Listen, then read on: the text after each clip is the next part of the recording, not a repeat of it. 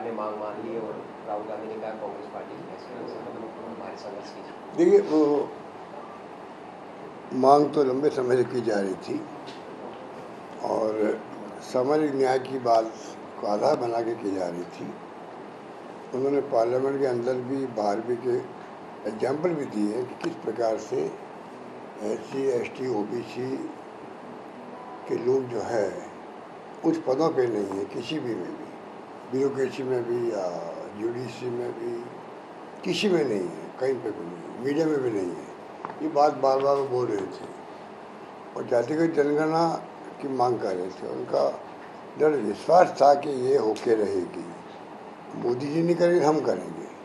ये जो बार बार बोल रहे थे उसमें एक आत्मविश्वास झलक रहा था कि देश के हित के अंदर है, ये देश हित के अंदर है।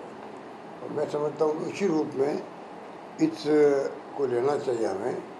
इतना ज़बरदस्त दबाव पड़ा सरकार पर, आखिर में उनको फैसला करना पड़ा, आखिर में फैसला करना पड़ा। और इसका सबने कहा है कि देर आए दुरुस्त आए।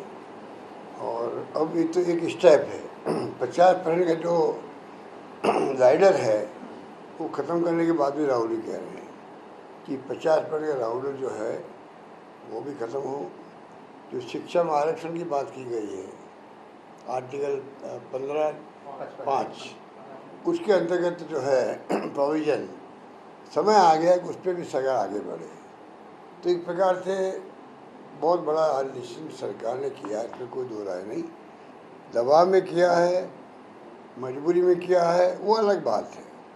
करना पड़ा है, वो अलग बात है। क्योंकि ये लोग कहते थे कि कांग्रेस समाज को बांटने का काम कर रही है, कांग्रेस समाज को बांटने का काम कर रही है, वो जाति की जनगणना की बात कर रही है। RSS भी और BJP भी लगातार कांग्रेस पे आरोप लगा रहे थे, आप जातियों को बांट रहे हो, इसलिए मांग कर रहे हो जो नहीं होने वाला है। और फिर आखिर में हो गया। इसका माने है कि जो दबाव पड़ा ज़बरदस्त, उसका असर सबको देखने को मिल रहा है। मेरा मानना है आगे कदम उठाना चाहिए। राहुल जी ने जो आज प्रेस कॉन्फ्रेंस में कहा है कि हम चाहेंगे कि क्लैरिटी हो उसके अंदर भी, जिससे कि आम लोगों को मालूम पड़े कि वास्तव में मनसा सरकारी क्या है, कब तक हो जाएगा। अभी तो मैंने देखा बजट रखा गया इस बार करीब 500-600 करोड़ रुपये रखा गया है जनगणना का। जनगणना को डिले क्यों कर रहे हैं, ये समझ के परे हैं। आज 2021 में जनगणना होनी चाहिए थी, बार बार पोस्टपोन कर रहे हैं। इस साल मैं आंकड़े देख रहा था कि लगभग 600 करोड़ रुपये रखे गए हैं, उससे जनगणना नहीं होने वाली है।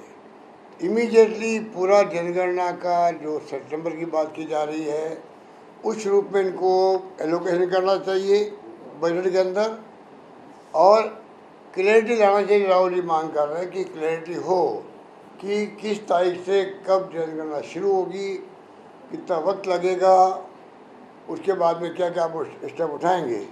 क्योंकि मेरा मानना है कि वैज्ञानिक तरीके से न्याय मिलना चाहिए।